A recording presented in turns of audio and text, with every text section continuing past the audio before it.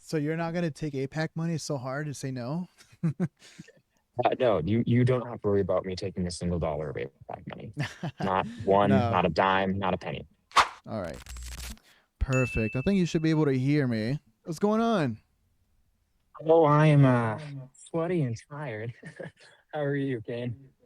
I'm doing good. I'm just getting the stream here set up. I was just stalling the stream a little bit, talking about the movies I watched over the weekend. So, Incredible. I am fresh off of a picket line, and oh, it was quite warm. So I I bet. have to excuse the sweat and the red face and take it on face value that I don't always look like this. No, no worries. I really do appreciate you stopping by on the stream. Taking time to join us Uh, here. We have a couple people already in the chat, so yeah, we're all good to go if you're ready to go. So yeah, let's do it. absolutely. So first and foremost, I want to say Happy Pride and Happy Pride to everyone out there. I didn't forget. I didn't forget, by the way. So don't come at me. Yeah, again, very appreciative of you taking your time out here. So Pleasure to be here with you. Apologies for the sweat and the red face. I imagine that'll go away after I sit down for a minute. yeah, how dare you work for your campaign? How dare you making us wait? Yeah, well, somebody's got to join picket lines, and my God, is it hot in Omaha today? Oh, Which is where it's I hot. swung for. Yeah. Yeah. Oh man, not a joke. Not a joke. Yeah. So, yeah, how was that campaign fire? It's actually one of my first things I wanted to talk about. How's it going? Honestly, good. Except for always being a little late to everything, but I hear that's common, and that means you're keeping busy. So Awesome. Yeah. By the way, I told this to Chad earlier, but if I'm looking to the side here, I'm not ignoring. I just have my points over here. So, gotcha. but yeah, no. I wanted to reach out like right after you announced your run because that video was very heartwarming and very impactful. And I wanted to ask you how you felt. How did you feel when you saw that video went off viral? You had the attentions from like Mehdi Hassan, Taylor Lorenz. You even had attention from a lot of articles online. It was a little overwhelming. It was. I'm not usually one to get bashful by any stretch of the imagination, but I think it was probably the most bashful I felt for a while. But then it gave way to just excitement because it meant that other people were excited to see somebody run who's not the type of person that you normally see run for an office like this. Oh, exactly. And that was really powerful. And to see it connect with so many people was humbling, exciting, overwhelming in all of the best ways. And since then, it's just been a mad dash to honor that people's interest in that. That's awesome. Yeah, no, I saw that you worked as a journalist and a political analyst prior to you running. I was curious to know what made you decide to run. Honestly, exactly what you heard in the video. This is one thing I realize in retrospect is not exactly clear, but the timeline of this video, the recent parts are all quite recent. It was this fall that my father was diagnosed, and it Right. was this January that we lost my mom, and then it was just at the Oh end of man, I'm March sorry. that we got the house back, that we saved it from the bank, that the papers were finalized, and it was ours again. And going through that experience and the side by side between that and what was happening in the election, I think was just jarring in the most obscene way. And going from being a journalist, having the experience of being on the Hill, having the experience of being a political strategist for the anti-monopoly organization that I've worked for, and being seeing things from that perspective for a little while, because most of my life has been pretty humble origins, having the switch flipped like that to be back where I came from over the last year and to see from that side again what was going on, it just it ignited something in me that I had to do something because I was going to be damned if we were given the same false choice and somebody like Mike Flood got reelected in this district. Right. No, I mean, we've seen how popular Mike Flood has been in his town halls. I'm sure. I'm sure you've seen it. So, Hey, yeah. they love him. Oh, yeah, very much. I'm sure. But yeah, what made you run as an independent rather than running as like a Democrat or a Republican? I am an independent. Yeah, exactly that, because I am an independent. I have been the vast majority of my life. I've only ever very temporarily changed registration when I was in one party states to vote in what I thought were important primaries. But at any time where I've had the choice to be an independent, I have been. And my experience reporting on the Hill, doing money and politics work, and then my experience doing anti monopoly work really only solidified that because both parties have the same fundamental problem, which is being beholden to corporate ownership. And unless you are willing to position yourself outside of them and refuse to be complicit in that, that's not to say that you exile yourself from the political process, but unless you refuse to play by those same set of rules, those rules will always exist. Right. Yeah, yeah. I mean, I've talked about it on my stream before, but I mean, we've seen like the Republican Party has been in charge for so long. They haven't had the interest of the working class. Your platform is for the working class, and we've even discussed how the Democratic Party has failed to also address the working class. So it's it's very nice to see somebody that's actually running on that on the working class and the middle class. And it gives you such a easier opportunity to connect with people because I think most people have suspicions of both parties, but have one that has done something in the past that they're probably right about when they're in their criticism that has led them to be unable to bring themselves to vote for them. And as an independent, as somebody who's already positioning yourself outside the system, it makes it much easier to bridge differences because you're going to have them with everybody. Haven't met anybody yet that agrees with 100% of the things that I believe. But I think Right. most people believe 70 to 80% of it.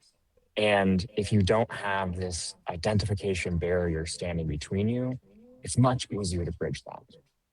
Oh yeah, absolutely. I mean, we're seeing how even we have another independent candidate here in Nebraska, Dan Osborne, that's also running, and we're seeing a lot of momentum for him. I wanted to ask, do you have any thoughts on the race between him and P. Ricketts? You know, the drama that happened between with William Forbes and Cindy Burbank. Well, I feel that drama seems like it's still going, right? Every time you Yeah. open the newspaper here in Nebraska, there's a new chapter in that saga. Hopefully, we get a reprieve soon. My general thought, though, is that Osborne has blazed a trail for independence. Him running the race that he ran in 2024 has opened the door not just here, but around the country. You're seeing more independent candidates than ever. And I think that I am probably the most fortunate of them in terms of just raw fortune to get to run in a district where he won in that district and has Hmm. run statewide already and has given that proof of concept that people can take an independent seriously and you're not being ridiculous or wasting your vote, and that's incredibly powerful and has really been a huge benefit to us. And I think credit where it's due. Him doing that has opened doors, not just here but especially here. Oh yeah, and I think it sends a message out there that I think people are kind of tired of a two-party system, and so I feel like a lot of people are actually wanting more than two parties at this point. Do you think that's something that will happen in the future? Uh, can I be blunt with you? Not necessarily. We would need serious structural reforms to how we do elections. Hmm. My theory of this race and the reason that running an independent is important is because past is precedent, right? And so we have had eras in our history as Americans where we have elected independents. And those were our big reform eras. That is when Right. we shattered the Gilded Age. That is when we allowed for things like direct election of senators. And it was because we fundamentally threatened the power of the two parties.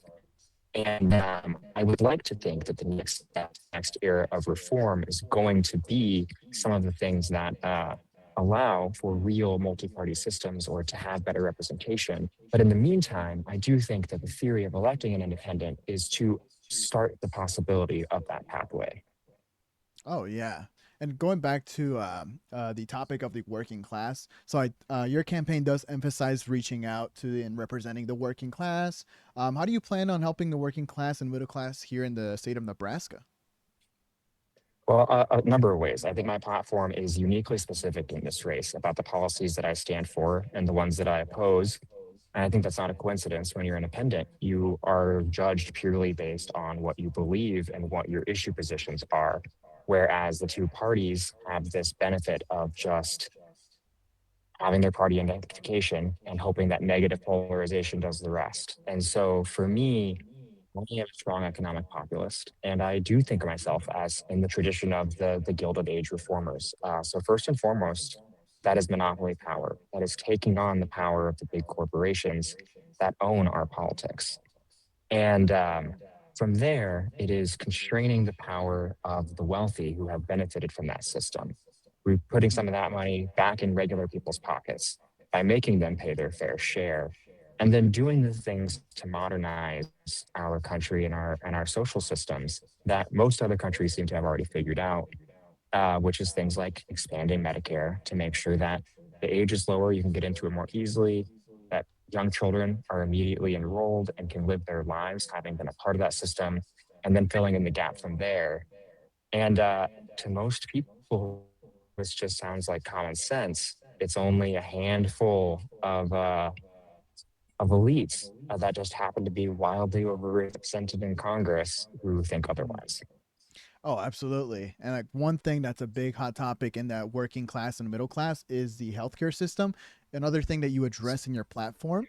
Um, the healthcare system is something that we have seen that has been broken for a long time.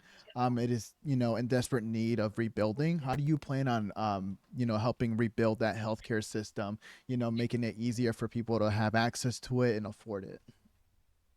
Well, I think there's two sides of this. One is the insurance side. And I think from there, it's not about reform, it's just acknowledging a broken system and redoing it. Right. And Mhm. so on the insurance side, I do believe that a single payer pool where you have most people in Medicare is the most common sense way to do it. Because otherwise, what you have is bureaucracy that is corporatized, which is the worst of both worlds. Large bureaucracy is already what we have in healthcare. We have just a bunch of corporations on top of it, and it makes it wildly inefficient. On the provider side, I think that what you need is strong anti-monopoly enforcement.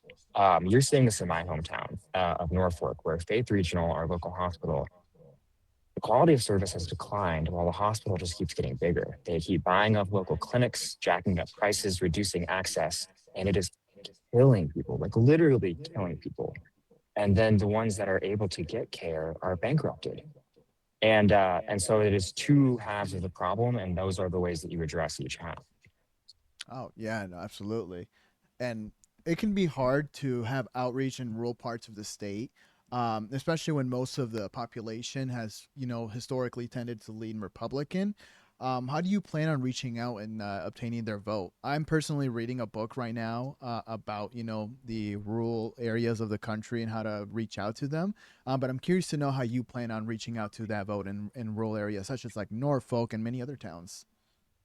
See, this is one of those things that I'm never even sure how to answer because I grew up in a conservative Republican household.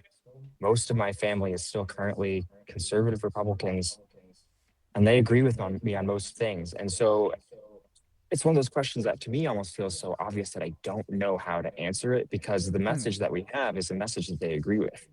Ending elite impunity, making the economy more fair, turning off the culture war nonsense is common sense to them in the same way that it's common sense to independents, in the same way that it's common sense to many Democrats. It really is just the partisan system that is standing in the way of that. And running as an independent really does most of the work for you because if you're willing to reject that, then they are ready and willing and able to hear you. Yeah, we were just talking about this before we started the video call about how divisive culture war can be and how it fails to address the actual needs of a lot of people. And so a lot of stuff like, with healthcare affordability is stuff that a lot of Americans actually agree with. And so I think getting rid of that, stuff like culture war and identity politics will actually help. Yes, it goes a long way. If you're willing to put aside the things that people in Silicon Valley and Wall Street use to keep us distracted and name that that is what it is, you've done 75% of the work right there. Mm-hmm. And then on your, I think you mentioned this earlier too, but I was looking at your platform. You mentioned driving out big money out of politics, keeping that away from politics. I myself and my chat have talked about it. We agree with that. I'd like to hear more of what you plan on doing to do this. Well, you need to end Citizens United. You need to roll back to the prior times. You need to undo all of the loopholes that the FEC seems to find every year for why more and more anonymous money is able to come in and obliterate any candidate that stands for anything in primaries, party primaries, which is the key choke point in our democracy, I think, which is underrated. People don't necessarily realize that. They understand how much money is being spent in general elections, but in primary elections, that is really where this money is so effective because the turnout is so low. People that mostly turn out are the hardcore partisans that follow party orders. And what ends up happening over and over again is that the big money candidate wins 98% of the time. And Republicans just got a very jarring example of this when Thomas Massey was just obliterated by tens of millions of dollars. And that's not to say that he's somebody who I agree with on everything, but he was one of the few people who I think most people would recognize as generally principled, and that brought more money than any primary in history. And it gets worse every year. And so undoing the loopholes, rolling back Citizens United, declaring that corporations are not people, and amending our Constitution if necessary to do it. Because I bet, even if it takes 2/3 of the states to do it, well over 2/3 of people agree with that. Um, Lowering the contribution limit for individuals to contribute to elections, because $3,500 is not an amount that a normal person can contribute to a candidate. Breaking up corporations, outlawing corporate PACs, actually giving some public infrastructure and funding of elections so that small dollar donations are matched. These are all common sense things that most people support. And right now, because both parties are so captured by this system that they are subjected to, there's just no pathway to it unless you really deliver a shock. Yeah, we've seen. That's perfect that you mentioned the Thomas Massey situation because it goes right into my next thing. We've seen PACs like APAC that have meddled in democratic elections in our country. For example, Cory Bush in Missouri, Jamal Bowman in New York, and then recently, as you mentioned, Thomas Massey losing his primary in Kentucky. How important is it for you to stand up to PAC money like this, and what measures do you plan on taking to protect the democratic vote and the people? Is incredibly important to me. That is where I cut my teeth as an adult. I was reporting on money in politics, and back when it was a lot harder than it is now, and that's not to say that it's not hard, I was reporting on the influence that APAC had in our politics. I was writing about the primaries that they were buying, and it's a relatively recent thing, right? This is getting so much worse each year that it's almost seems like it's been happening forever. But APAC did not genuinely start spending big money like this in primaries until Mm. just a few cycles ago. And now we've accepted it as the new norm. And that's how quickly our politics are deteriorating. And so for me, I won't accept any of it. I don't, people love to use this line that you can't control who spends money on your behalf, these super PACs. Yes, you can. If you walk out there and say, I hate everything that these people stand for, they disgust me with what they're doing, and I won't abide by it, they're going to stop spending their money as long as you're not full crop.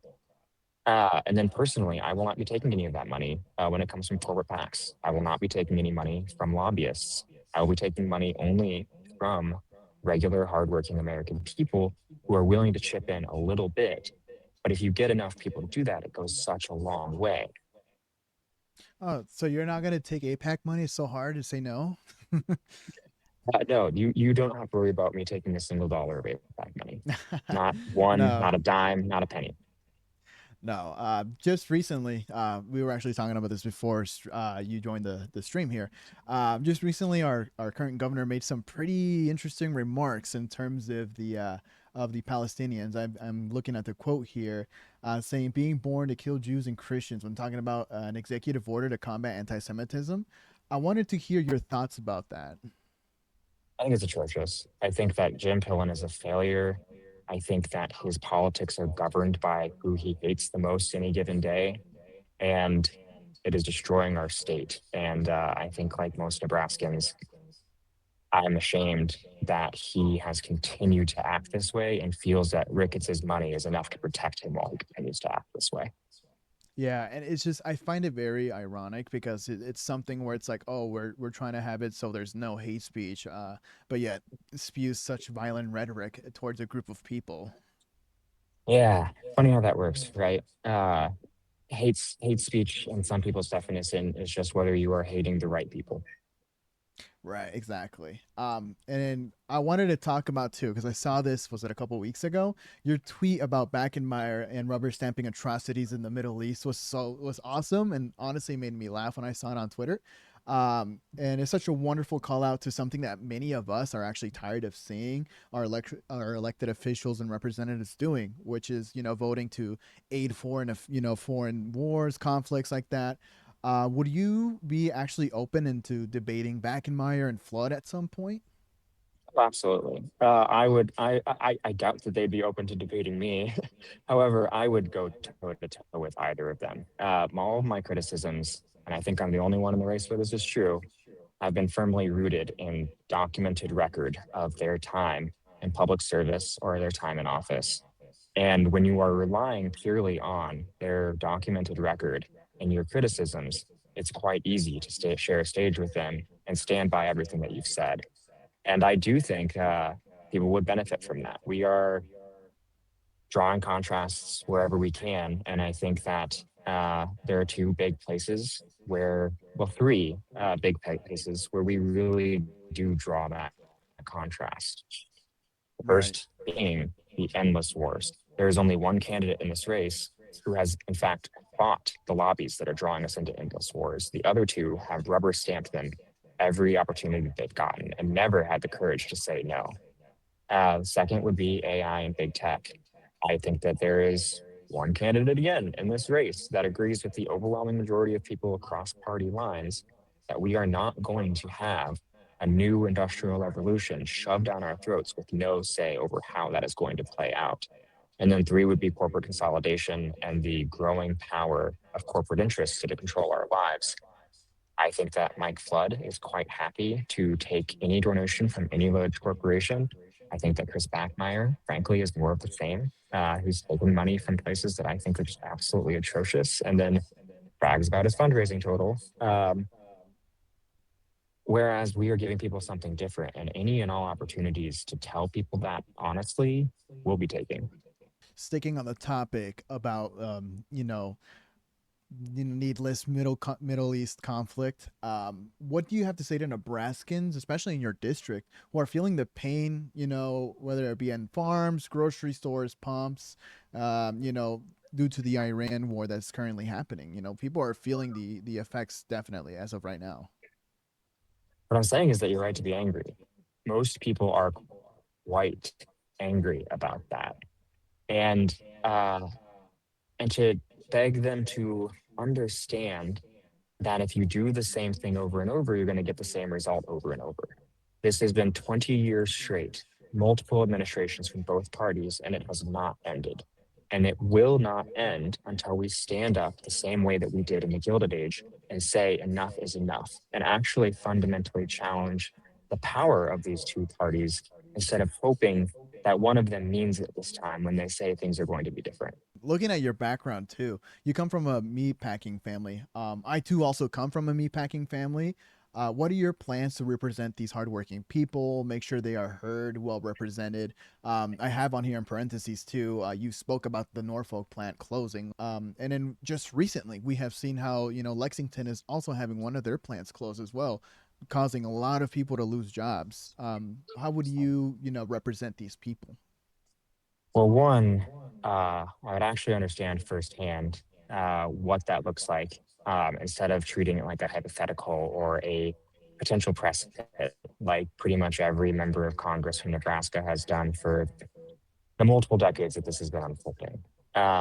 Two, I will fight to enforce the laws instead of pretending like there's nothing that we can do. What they did in Norfolk, Nebraska was blatantly illegal. To close a profitable plant and then strip it bare and sabotage it is the most obvious, blatant violation of the Packers and Stockyards Act that exists.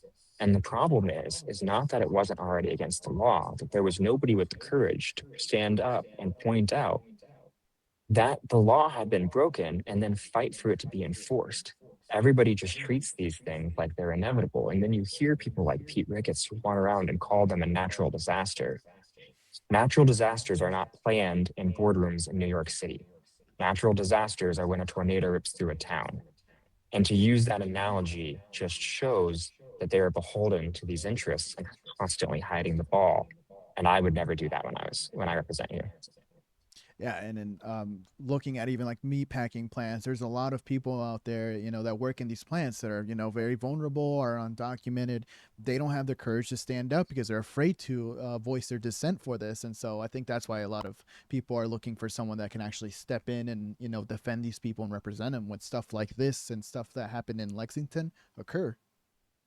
Yeah, absolutely. And this is one of the things that has come up to me in my own reporting. So last year, when they closed the plant in Lexington, I was out interviewing people and asking about this. And one of the people that I talked to in Dakota City, I spoke to this former meatpacking line worker who now worked at as a greeter at Walmart. And he was not old enough to actually formally retire yet, but he had to leave his job at Tyson because what happens is you have this class of workers who is basically treated as if they're slaves, right? They are treated horribly in a way that you could never treat an American citizen and get away with it. But it's because of their status that they could be exploited. And then you can use that to drive down the conditions of other workers. It cascades. The way that those people are treated ends up lowering the standards of treatment for everybody else in this country that works for a living as well. And I asked him, I said, do you blame these workers? And he sighed and he thought about it for a while. And he's like, I think I really used to. He's like, but I started to, as I'm away from it more, understand that we were being purposely pitted against one another. And I think that that is the way out of the scapegoating and the anger is to understand that working people have shared interests and the way that they are purposely divided by corporations like Tyson is fundamentally meant to distract us from that shared interest and to fight to uplift all of our rights.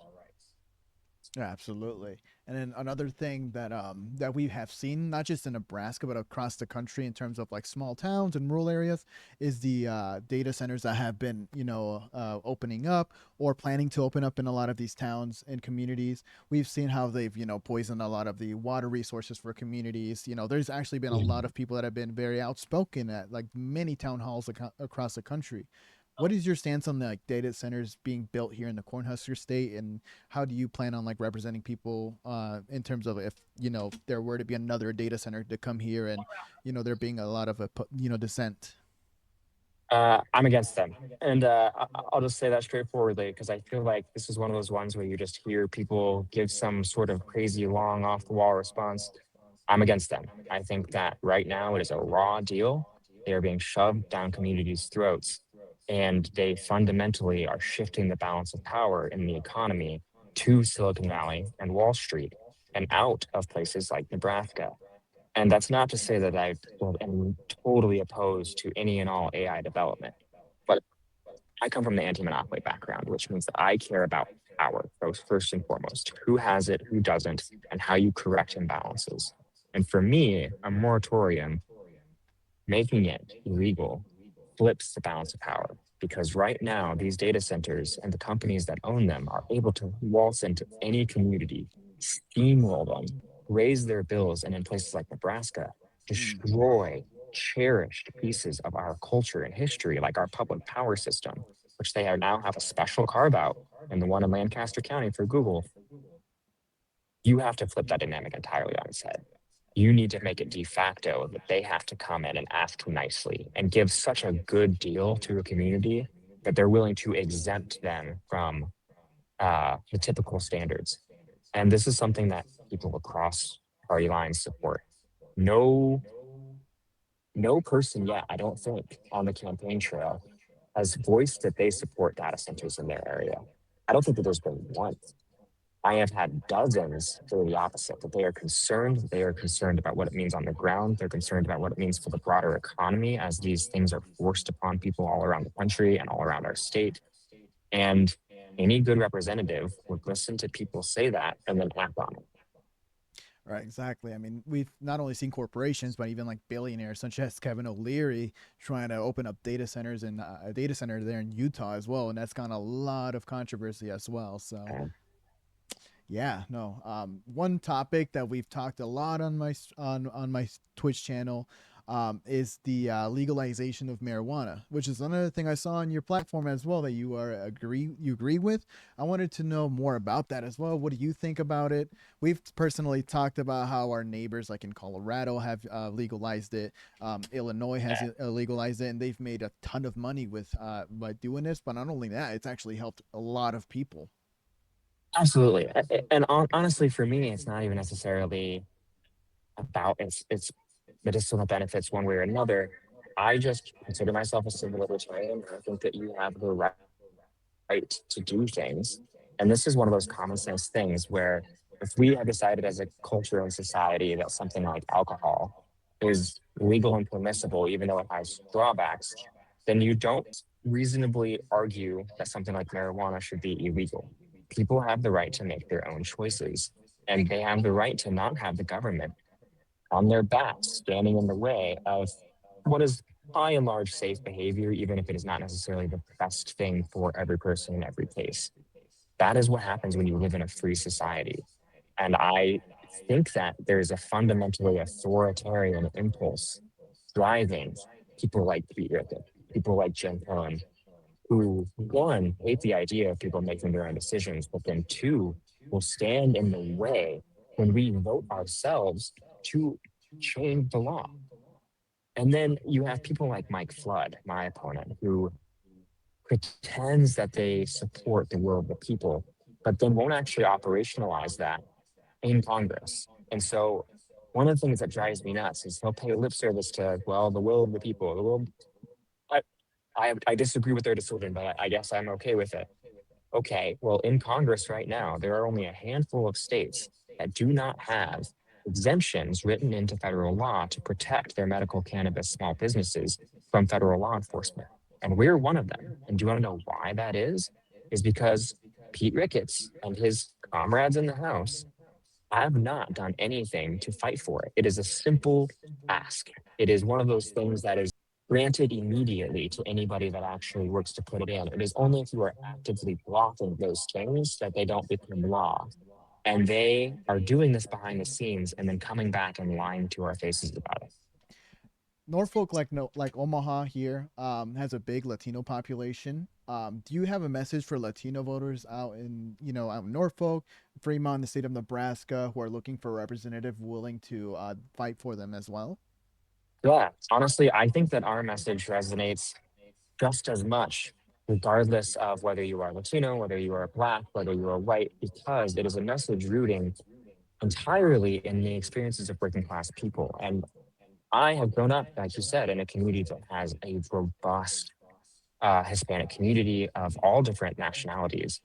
And I think that one of the things that even the most conservative white working class voters will acknowledge is that those people work as hard, if not harder, than anyone else around them. And they get raw deals all the time. And they are subject to a politics of division that is meant to single them out and isolate them. And this campaign will never do that. This campaign will treat them like the hardworking Nebraskans that they are and try to bring them into a coalition, a multiracial coalition that is aimed at lifting the standards of everybody in this state that works for a living. It's awesome to hear. I'm a Latino myself, and I think another thing I resonated with reading on your background is you're first generation, right? For your family to go to college. Yes, I was the first person in my family to get a college degree. Awesome. Yeah, no, so was I. So that was also another thing. I was like, oh, Congrats. that's pretty neat. So, yeah. Is there anything else you'd like to say? Any events you want to promote that are coming up? What should the people be looking out for? So be on the lookout in the news tomorrow. You'll have more word on that specific subject. I can't get out ahead of it, but be on the lookout tomorrow if you want to hear about some events. And the other thing that I'll say is that if you believe what I believe, which is that the only way things are going to change is if we actually try something different, then be a part of this movement. Volunteer, chip in a little bit, share the word online, share the word with your friends and family, and help us take Nebraska back. And if you do want to learn more about ways to help, go to takenebraskaback.com, which is our URL. It redirects to allmanfornebraska.com because FEC rules. But Go Mhm. there, learn more about our platform, learn more about me and what I stand for, and join the fight. Awesome. Well, I wanted to thank you again for taking the time to join us here on the stream. Hope to talk to you again sometime soon in the near future. But yeah, best of luck to you and your campaign out there. Thank you. I really appreciate it. You have a good one, Kane. You as well. Thank you. That was Austin. So hopefully those were some good talking points. Hopefully you guys got some more information, got to know more about him on the stream here. But yeah, I wanted to thank you guys for being here as well. Let's see. Sorry, I know I missed chat. I saw you guys chatting on here. Again, my bad. Didn't mean to ignore you. I was, just talking and trying to have a conversation. Let's see. Literally working to make sure Ricketts money doesn't mean shit right at this moment. Fair. Other than Dan, of course, I saw when you sent that, so I know what you mean. What a productive convo. Definitely think he is stronger than Chris. Oh, absolutely. Yeah, it's going to be an interesting race. But I am. It is really cool to hear a lot of his perspective on a lot of the things. Really cool to have him elaborate more about his platform. I linked his website, so it is that website. From what I just heard right now, it is the. Let's see if I can open it real quick. Yes, this one right here. So, Ahlman if you guys want to read a little bit more about him, read about more of his policies, his platform is right here.